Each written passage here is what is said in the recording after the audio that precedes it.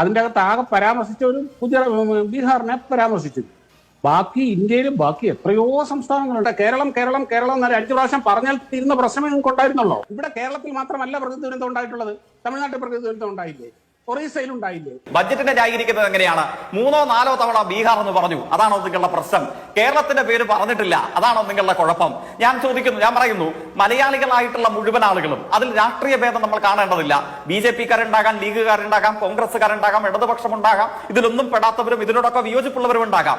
എന്നാലും ലോകമെമ്പാടുമുള്ള മലയാളികൾ എന്ന നിലയിൽ നമ്മളുടെ നാടിനെ ഇന്ത്യൻ യൂണിയൻ ടെറിട്ടറിയുടെ പുറത്തു നിർത്തുന്ന ഒരു ശത്രു രാഷ്ട്രം എന്നതുപോലെയല്ലേ BJP നേതൃത്വം നൽകുന്ന യൂണിയൻ ഗവൺമെന്റ് നമ്മുടെ നാടിനോട് സമീപനം സ്വീകരിക്കുന്നത്? ഏതെങ്കിലും ഒരു സംസ്ഥാനത്തിന് എന്തെങ്കിലും കൊടുത്തു എന്നുള്ളതല്ല പ്രശ്നം, കേരളത്തിന്റെ അവകാശം. അത് പറയുമ്പോൾ ആങ്കറും നമ്മളെല്ലാവരും മനസ്സിലാക്കേണ്ടത്, കേരളത്തിലെ ജനങ്ങൾ, അതായത് ലോകമെമ്പാടുമുള്ള മലയാളികൾ ചോദിക്കുന്നത്, ഏതെങ്കിലും BJP നേതാവ് മന്ത്രിസഭയിൽ ഇരിക്കുമ്പോൾ അയാളുടെ തറവാട്ടിൽ കാരണവന്മാർ അധ്വാനിച്ചുണ്ടാക്കിയ മുതലിന്റെ വിഹിതമല്ല നമ്മൾ ചോദിക്കുന്നത്. നമ്മളുടെ വിയർപ്പുപ്പിൽ നിന്ന് നമ്മൾ കൊടുക്കുന്ന നികുതിയുടെ അർഹതയുള്ള അവകാശം, RSS നേതാവിന്റെ കാരണവർ അധ്വാനിച്ചുണ്ടാക്കിയ തറവാട്ട് സ്വത്തല്ല, കേരളത്തിലെ ജനങ്ങൾ അധ്വാനിച്ച വിയർപ്പുപ്പിൽ നിന്ന് കൊടുക്കുന്ന നികുതിയുടെ അവകാശമുള്ള വിഹിതം, ആ വിഹിതമാണ് ചോദിക്കുന്നത്. ആ വിഹിതം ചോദിക്കുമ്പോൾ കേരളത്തിന്റെ പേര് പറയാൻ സൗകര്യമില്ല എന്ന് പറഞ്ഞാൽ അത് പറഞ്ഞേ പറ്റൂ എന്ന് മലയാളി തിരികെ പറയും. എന്തുകൊണ്ടാണ്? ആവർത്തിക്കുന്നു, മലയാളിയുടെ നികുതി പണത്തിന്റെ അവകാശമായ വിഹിതമാണ് മലയാളി ചോദിക്കുന്നത്. 500ഓളം പേർ അനൌദ്യോഗിക കണക്കിൽ മരണപ്പെട്ട സമീപകാല ഇന്ത്യയിലെ ഏറ്റവും വലിയ ദുരന്തം, ആ ദുരന്തത്തെ നേരിട്ടവരാണ് നാം എല്ലാവരും. ഈ ചർച്ചയിൽ പങ്കെടുക്കുന്നവരും ഇത് കാണുന്നവരും അല്ലാത്തവരുമായ മുഴുവൻ മലയാളികളും കേരളത്തിന്റെ ചരിത്രത്തിലെ ഏറ്റവും വലുതും വർത്തമാനകാല ഇന്ത്യയിലെ ഏറ്റവും അപകടപൂർണമായ വലിയ ദുരന്തത്തെയും നമ്മൾ നേരിട്ടവരാണ്.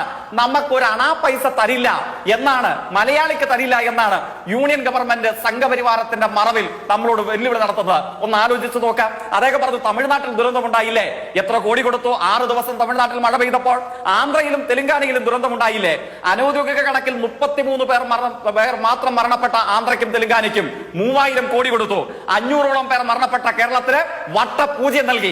6 ദിവസം മഴ പെയ്ത തമിഴ്നാട്ടിൽ 100 കണക്കിന് കോടി കൊടുത്തു. 500ഓളം പേർ മരണപ്പെട്ട കേരളത്തിന് വട്ടപൂജ്യം നൽകി. സിക്കിമിനും UK-ക്കും 5000 കോടി മുതൽ 100 കണക്കിന് കോടി രൂപ 2-3 ദിവസം ഹിമപാതവും മഴയും ഉണ്ടായപ്പോൾ കൊടുത്തു. 500ഓളം പേർ മരണപ്പെട്ട കേരളത്തിന്റെ ചരിത്രത്തിലെ ഏറ്റവും വലിയ ദുരന്തത്തെ നേരിട്ട നമ്മുടെ കേരളത്തിന് വട്ടപൂജ്യം നൽകും. കുറിച്ച് പറയുന്നു, അങ്ങ് കേട്ട് കാണുമല്ലോ അല്ലെ? അങ്ങനെ ഉന്നത കുല ജാതനായതുകൊണ്ട് ആ പ്രിവിലേജുകൾ അനുഭവിക്കുന്ന ഒരാൾ എന്ന നിലയ്ക്ക് അദ്ദേഹത്തിന് നയിക്കാൻ കഴിയുമെന്ന ബുദ്ധി പണ്ട് കമ്മ്യൂണിസ്റ്റുകൾ വെച്ച് പുലർത്തിയത് ഏറ്റെടുത്തതാണത്രേ ഇപ്പോഴത്തെ അഭിനവ ഉന്നത കുല ജാതർ.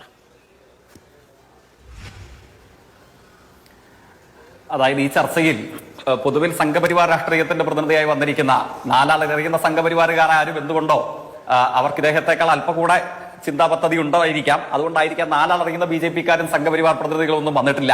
പകരം വലതുപക്ഷ അനുകൂലി എന്ന നിലയിലാണ് നമ്മുടെ സഹപാനലിസ്റ്റ് ചർച്ചയിൽ പങ്കെടുക്കുന്നത്. അതുകൊണ്ട് തന്നെ കേരളത്തിൽ പേര് കേട്ടുകേഴ്വിയുള്ള BJP നേതാക്കന്മാർ പോലും ഏറ്റെടുക്കാൻ തയ്യാറാകാത്ത ഈ വഷളത്തരം ഏറ്റെടുക്കാൻ വന്നിട്ടുള്ള ഈ സഹപാനലിസ്റ്റിനെ, അദ്ദേഹത്തിന്റെ വാദങ്ങളെ അർഹിക്കുന്ന പുച്ഛത്തോടുകൂടെ പൊതുവിൽ സംഘപരിവാർ രാഷ്ട്രീയത്തിന്റെ ഇന്ത്യൻ പ്രതീകങ്ങളായി നിൽക്കുന്ന ഏതു നേതാക്കന്മാരും ഇത്തരത്തിലുള്ള പരസ്യ പ്രസ്താവനകൾ പല കാലയളവിൽ നടത്തിയിട്ടുണ്ട്.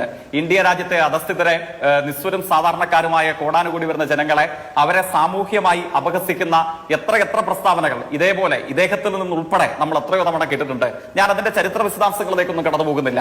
അടുത്ത ജന്മത്തിലെങ്കിലും പൂണൂൽ നെഞ്ചിന് കുറുകെ കിടക്കാൻ കഴിയുന്ന ഒരു സമുദായ അംഗമായി ജനിക്കണം എന്നുള്ളതാണ് എന്റെ ആഗ്രഹം എന്ന് പ്രസംഗിച്ചത് ഈ മാന്യം തന്നെയാണ്.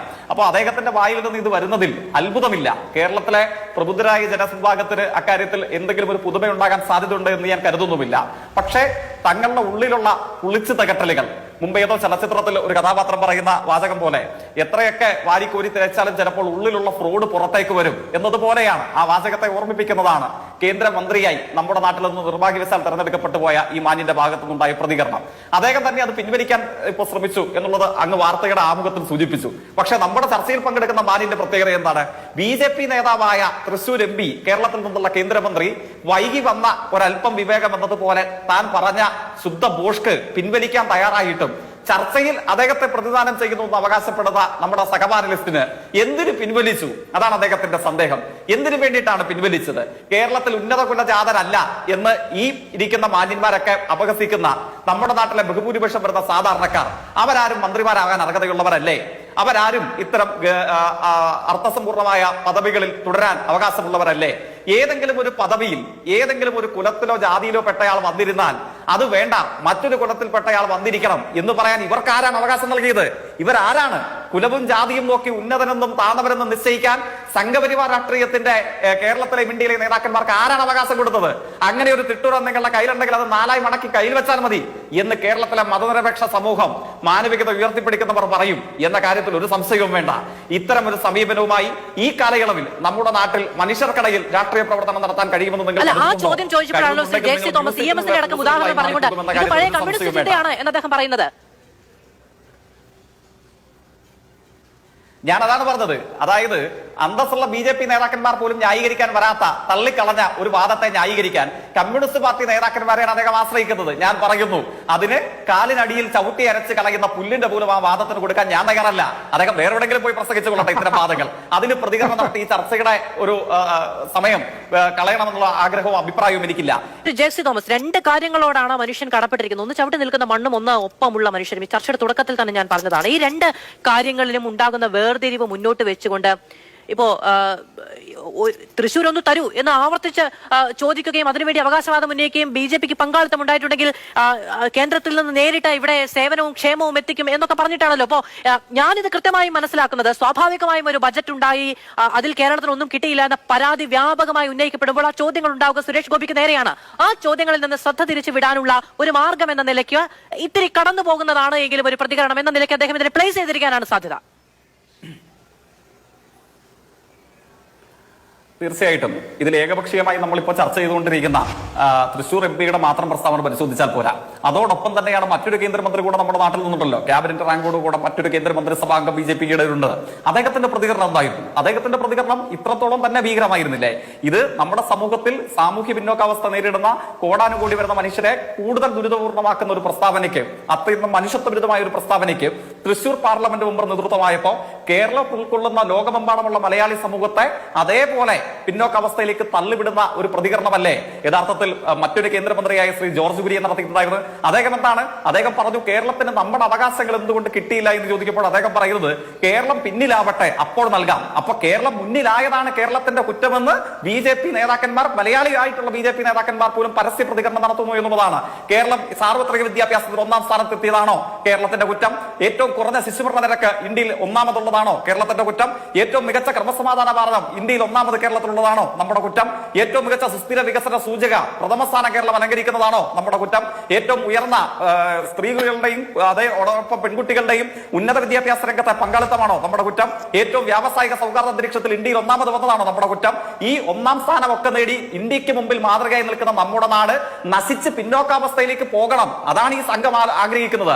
അതുകൊണ്ടാണ് നമ്മുടെ അവകാശം എവിടെ എന്ന് ചോദിക്കുമ്പോൾ നിങ്ങളൊന്ന് പിന്നിലാവട്ടെ, കേരളം ഒന്ന് തകർന്നടിയട്ടെ, അപ്പോ ഞങ്ങൾ ആലോചിക്കാം എന്ന അങ്ങേയറ്റം മനുഷ്യത്വ വിരുദ്ധമായ സമീപനത്തിലേക്ക് വരുന്നത്.